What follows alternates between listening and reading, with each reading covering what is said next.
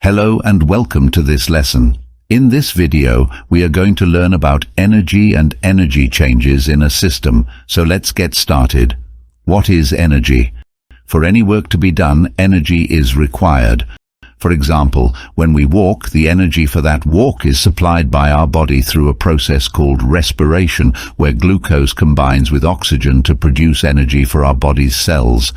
There are many different forms of energy. Often these forms are referred to as stores of a specific form of energy.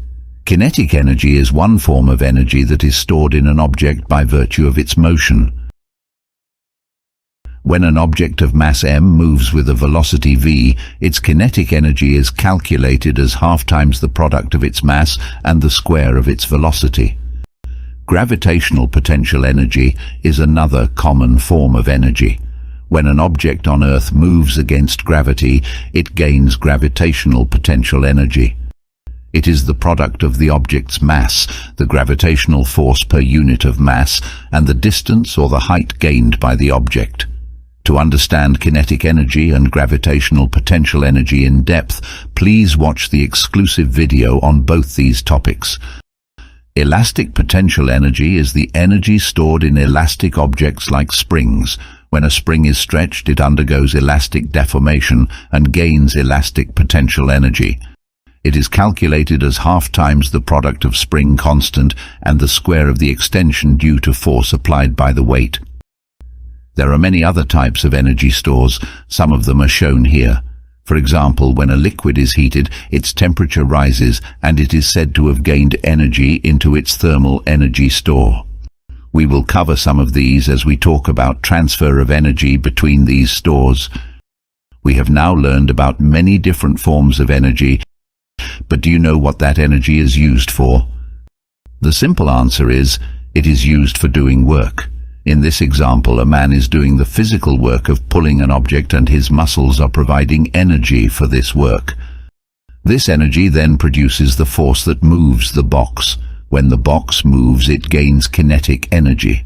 So overall chemical energy from biological respiration is converted into kinetic energy of motion. This is a very important concept to gain a good understanding of work and energy. When work is done, it is always associated with transfer of energy. Let's now review some other examples of energy transfer. In this example, water is being boiled in a pot over a gas stove. The energy from the chemical energy store of the gas burning on the stove is used to raise the temperature of water, which gains energy in its thermal energy store. So in this example, chemical energy is being transferred into thermal energy. In this example, iron filings are attracted by a magnet's attractive force, which is a store of magnetic energy. This force causes the iron fillings to move towards the magnet and gaining kinetic energy in the process. Therefore, in this example, energy from the magnetic energy store is being converted into kinetic energy. Here you see a car in motion. For this lesson, we will presume that this car runs on gasoline, so the energy for the car to move is provided by the gasoline that is burnt by the car's engine. The faster the car goes, the more gasoline is burnt by the engine. So here, chemical energy stores of gasoline are converted into the kinetic energy store of the car in motion. When we apply brakes on the car, though, this kinetic energy is dissipated as thermal energy due to friction between the brake pads and the tires and the road. In your exams, you will sometimes be asked to analyze transfer of energy across several different forms, so you have to look at the situation presented in the question carefully. This brings us to the law of conservation of energy, which governs all transfers of energy across different forms. According to this law, energy cannot be created or destroyed, but can only be transferred from one form to another. But what is a closed system? To understand that, let's look at this ball bouncing on the ground.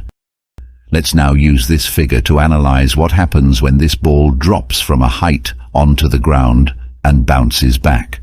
Let's assume that the ball is initially at a height of 10 meters above the ground. As the ball is stationary, its kinetic energy is zero, but it does have gravitational potential energy because it is at a height above the Earth's surface. When the ball is now dropped, it's set into motion.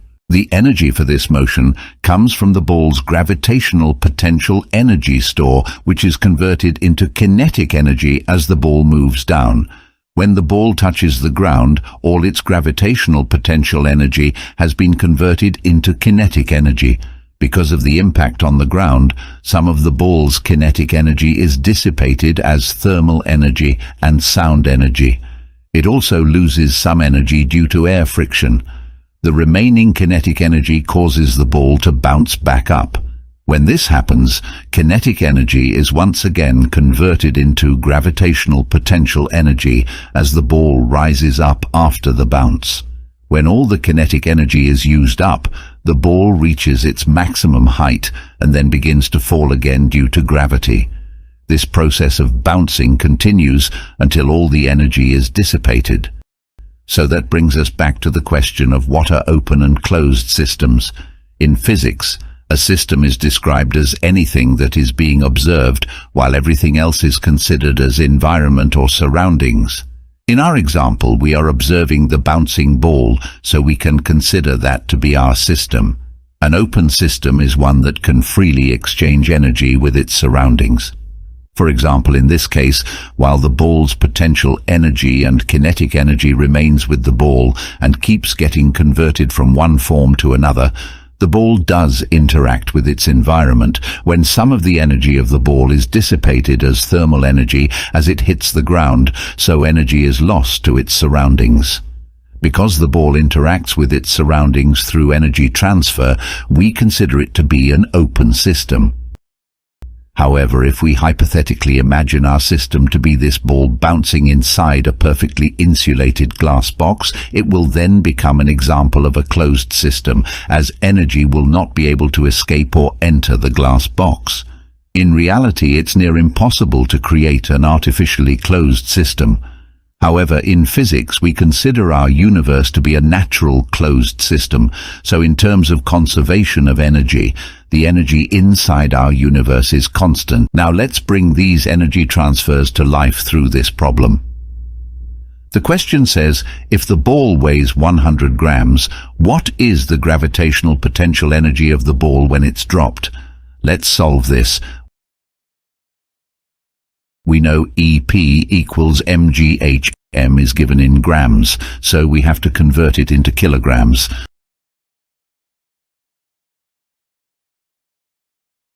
So M is 0.1 kilograms. Now let's calculate EP.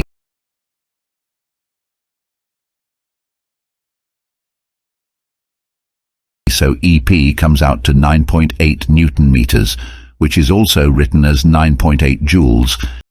Here's another problem, and this problem is asking us to calculate the maximum velocity of the ball when it is dropped. We know that EP is 9.8 joules, and the ball will only reach maximum velocity when all of its gravitational potential energy is converted into kinetic energy. So for maximum velocity, EK also equals 9.8 joules. This concept is very important for your exams, as you'll often be required to equate energy across different forms to solve different parts of the problem, like here we are equating potential energy to kinetic energy. Now we know that EK equals half mv square, but we need to find V, so let's make V as the subject of the equation. So now that we have the equation for V, let's substitute values of EK and M. So value of V comes out to 14 meters per second. This was an interesting problem, and it's very similar to what you'd normally get in your exams. There's a third question on this as well. Let's see what this one wants us to do. It's saying, assume that 25% of the ball's kinetic energy is lost to air resistance, thermal energy and sound energy. What is the maximum height reached by the ball on the first bounce after it is dropped? Let's solve this. Similar to the second problem, the ball will reach maximum height when all its remaining kinetic energy is converted into GPE. So let's find out what is the remaining kinetic energy. So the ball had an EK value of 9.8 joules and 25% of it is lost. So that leaves 7.35 joules of EK. Now EP needs to be equal to this value for the ball to reach maximum height.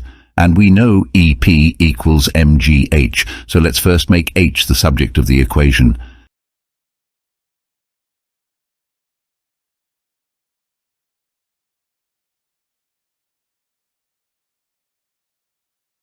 Now let's substitute values.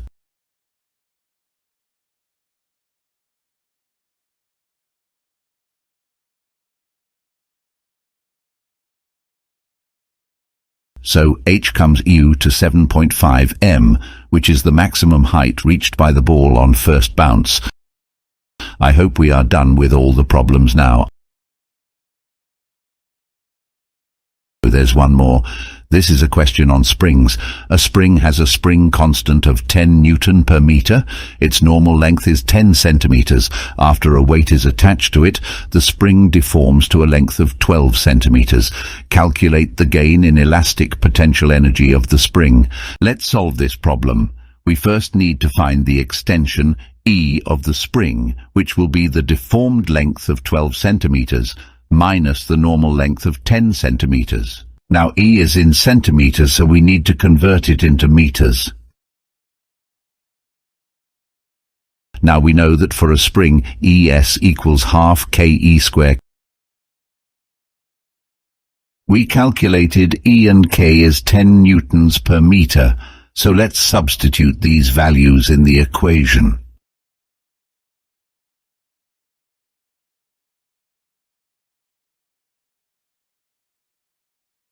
This calculates to 0.002 joules, so the elastic potential energy of the spring is 0.002 joules. I hope these problems give you a better understanding of this topic and how to answer some exam-type questions. This brings us to the end of this lesson. Please practice a lot of questions on this topic and come back to the video if you get stuck somewhere. Until then, thank you and see you in the next lesson.